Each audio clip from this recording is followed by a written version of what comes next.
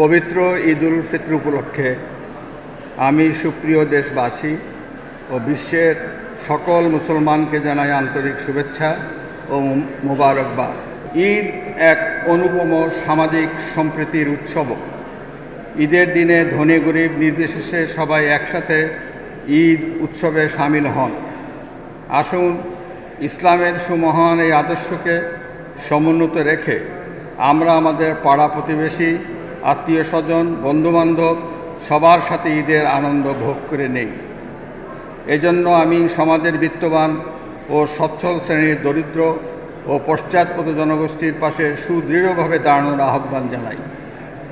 প্রিয় দেশবাসী, ন্যায়ভিত্তিক, গণতান্ত্রিক, মানবিক ও স্বনির্ভর বাংলাদেশ বিনির্মাণের যে শুভযাত্রা সূচিত হয়েছে, আসুন ঈদের এই শুভক্ষণে আমরা সেই অভিযাত্রায় ঐক্যবদ্ধভাবে সামিল হওয়ার অঙ্গীকার করি।